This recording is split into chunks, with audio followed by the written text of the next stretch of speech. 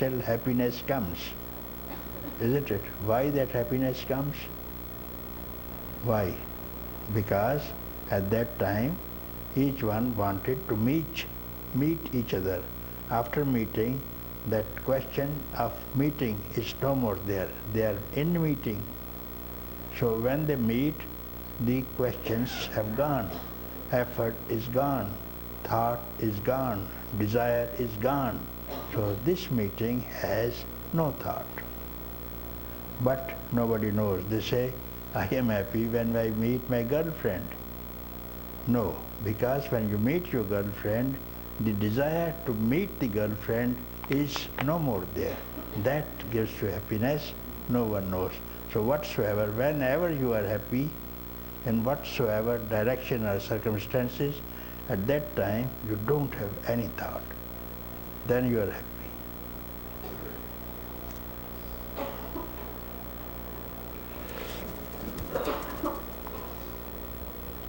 Is this what you mean by not thinking?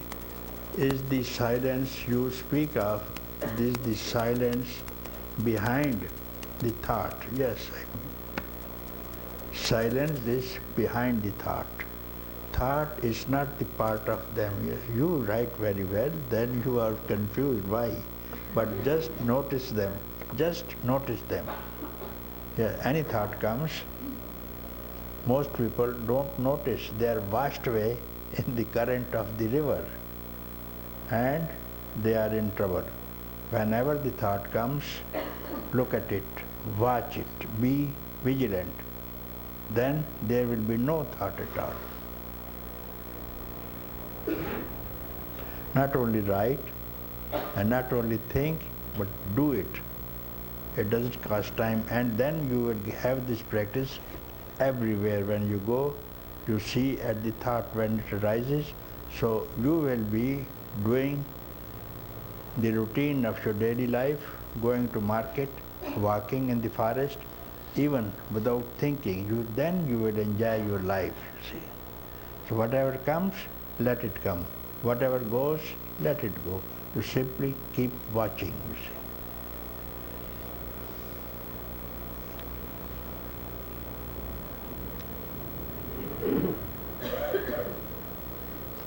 I have an experience of silence without a thought in moments between breathing and have not been able to sit for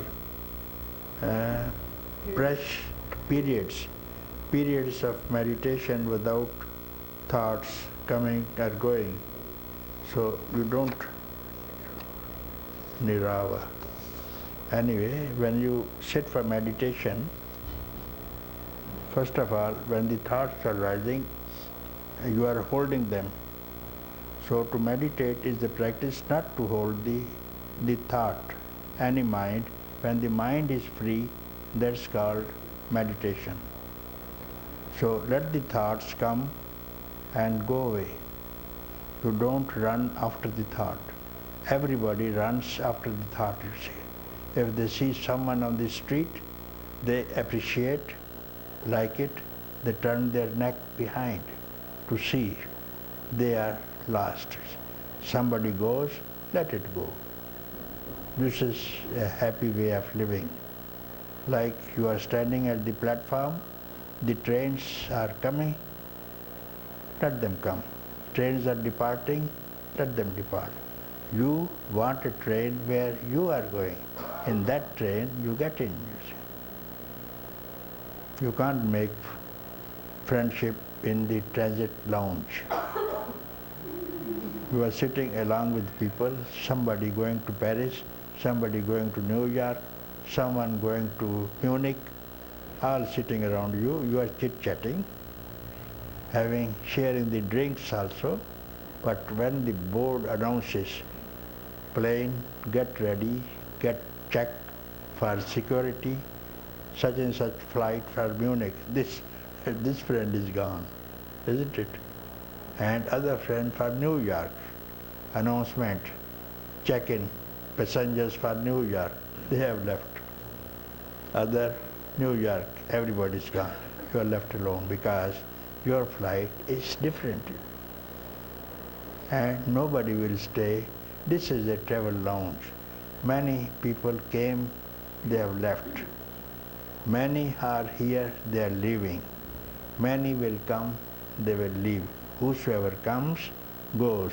This world is a transit lounge. It's not a permanent building like your home. So you must behave as you behave in the transit lounge. Don't make friendship which is not lasting. They were waiting for their flight. They will disappear.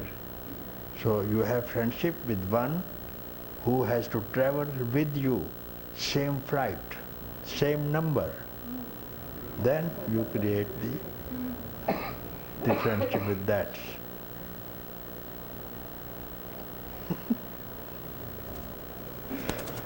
Okay. Thank you.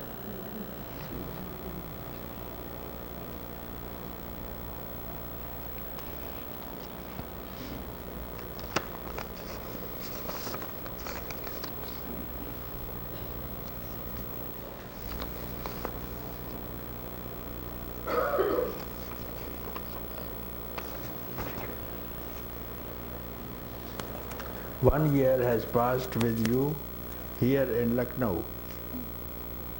Shanti.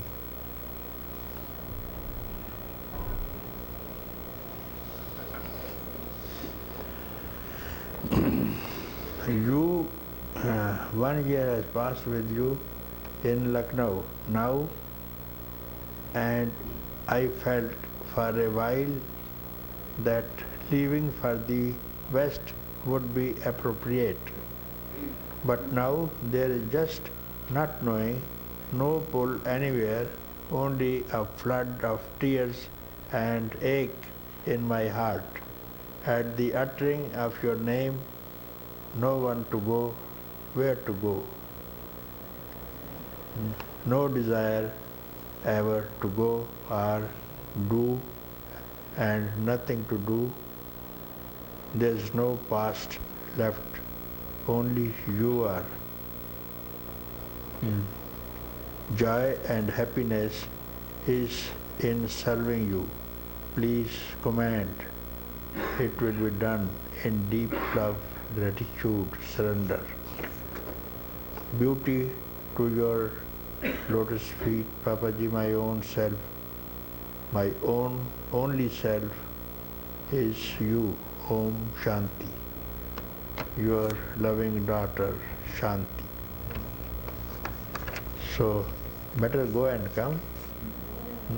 Yes. You are deciding for the last several months that you are going. You can go and come again. Where did you go? France. France or Italy? France or Italy? France. Europe. Europe. No, which place? Which? France. France. Yes. Where did? Which Nice. place? Nice. Nice. Oh, yes. Very good place. I lived there. Yes, I know. Nice. I Yes. missed you there. Huh? Yes, I was there, next to Nice. Saint Paul de Vence. Very beautiful. Huh? Very beautiful. Very good, yes. And San Rafael also. Yeah. Cannes also. Cannes is very good beach, yes. Cannes. So you will, now is the time you will bask on the sands of the beach of Nice. You see. People go to bask themselves. Huh? It's a stone beach. They lie whole day in the sun to become brown. You see. Yes. So, having one hat there or some umbrella on the head, and they write the word girlfriend here on the paper.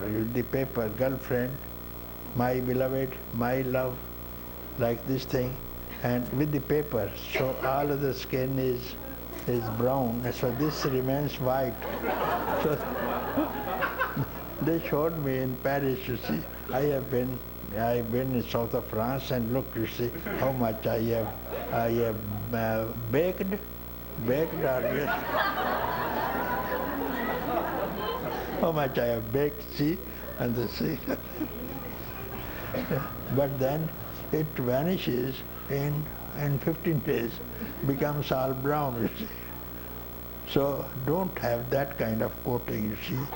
Simply this love, this white love will not help you. Original love is got better because it will not vanish, you see. Yeah. And you are not to bask for the love, you see. Love will be everywhere. You will see now Lucknow, then Paris, then Cannes, Nice. You will not have any difference, you see.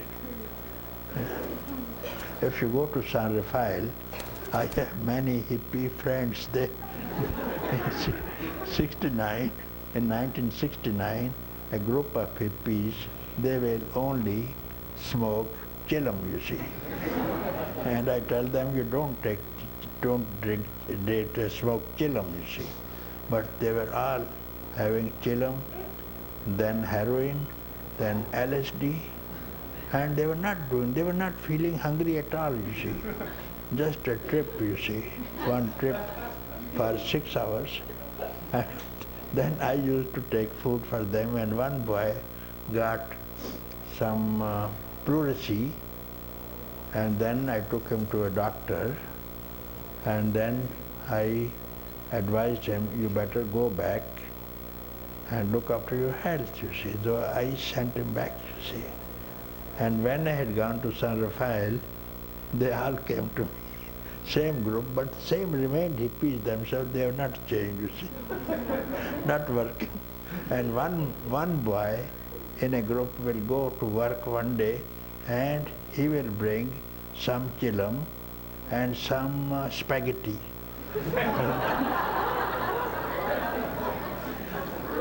The one boy will work for 12 people, you see.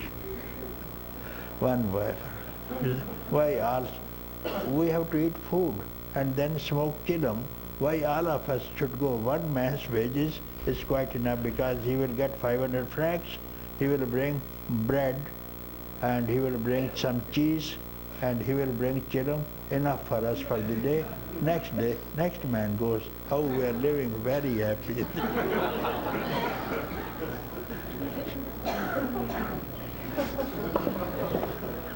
Okay, this tomorrow. Time.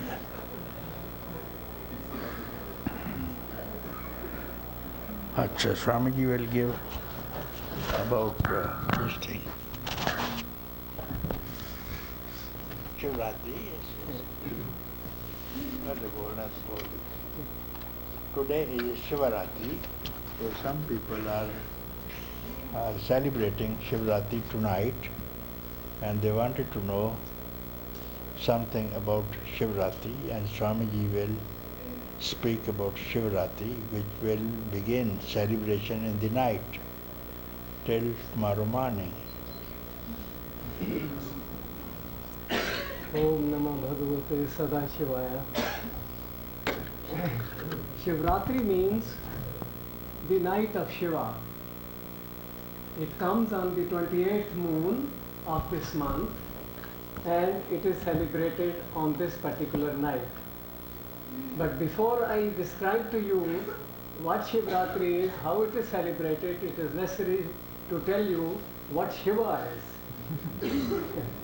Now, Shiva stands for Supreme Consciousness. Shiva is all.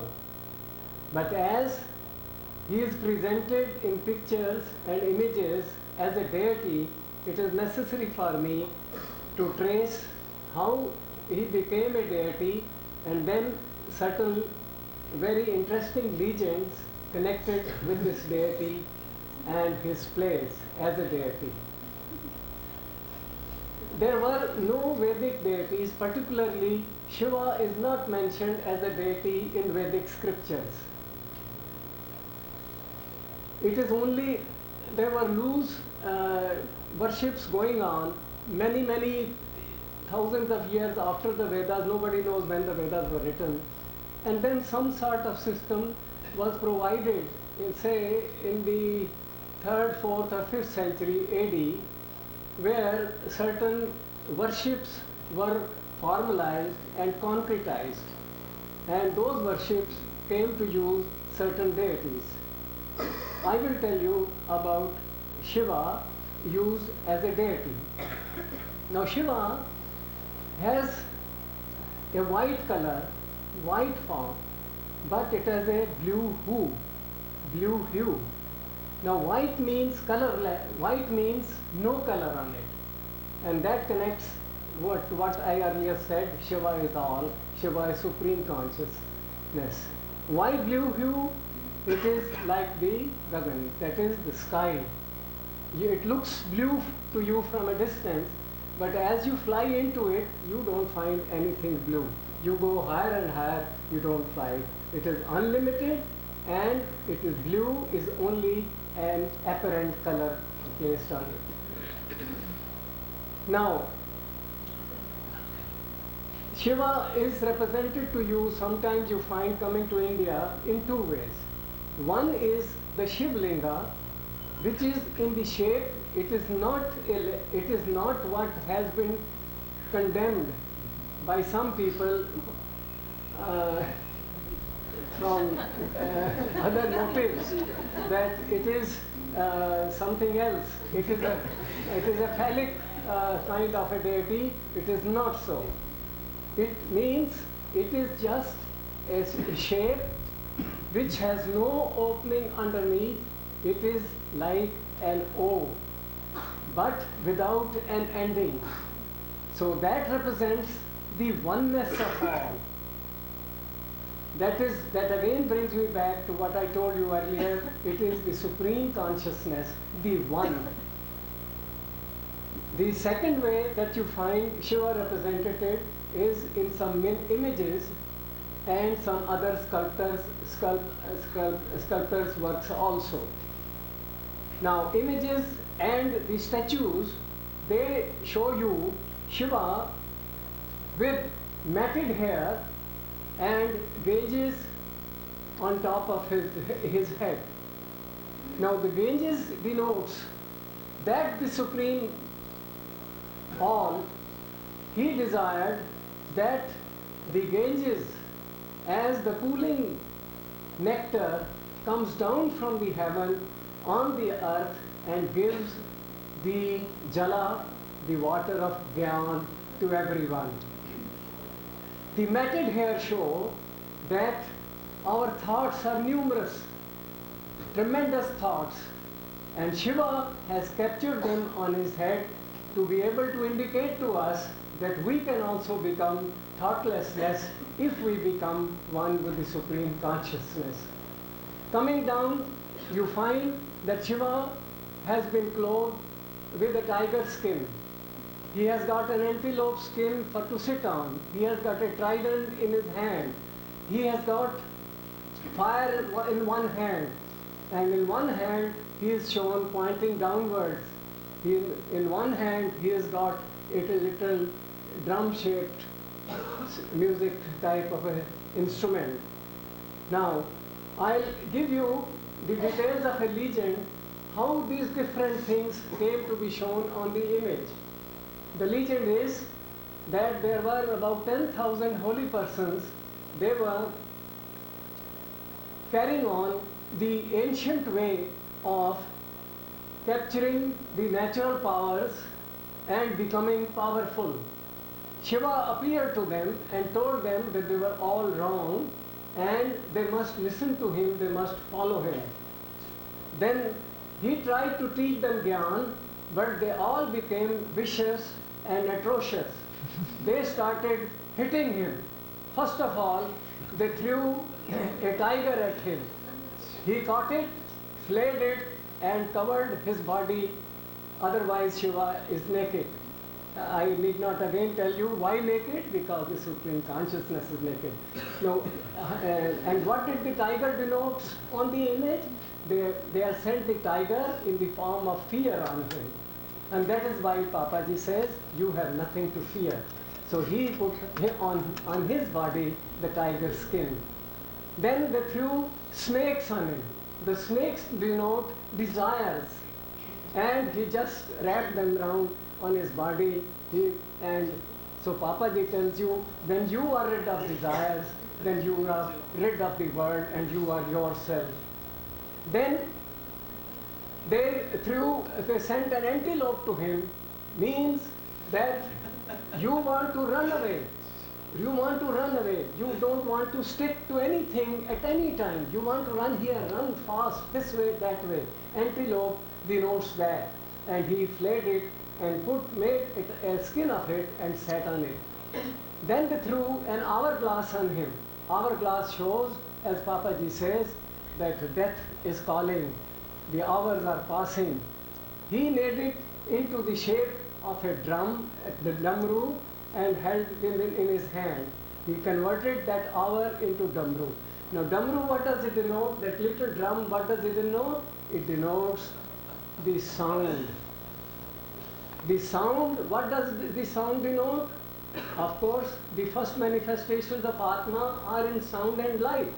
But as Papaji says, after sound, stillness. So the damru in Shiva's hand shows that stillness is to be achieved. Then they threw a trident at him, the three-pronged weapon, which you see with a handle right with long iron handle underneath with the three prongs. He caught it in his hand. The three-pronged instrument thrown at him, weapon thrown at him, indicates the waking, dreaming and sleep state. And Papaji tells us that you are beyond that, you are yourself Tulya. And this is what Shiva is. He held it in his hand, that is, Shiva is beyond the three states of consciousness, which are the apparent state of consciousness. Then, ultimately, they threw fire at him. He just caught fire in his hand. Fire means that they threw fire in order to burn the tendency towards towards Gyan. Papaji has hundreds of times told us that there are enemies standing in our way in the shape of fire. We want to go towards Gyan, but there is fire. He held it in his hand and said that you can be free from any heat, any fear, anything like that. Lastly, they threw a dwarf at him, which he just stood on and trampled on it on one foot. Now what is dwarf? Dwarf is the ego in us. They thought this was the last weapon to subdue Shiva. They threw the dwarf at him and he stood on the dwarf, and that is how Papaji in his Shiva roop helps us to do away with our ego and make us stand on it.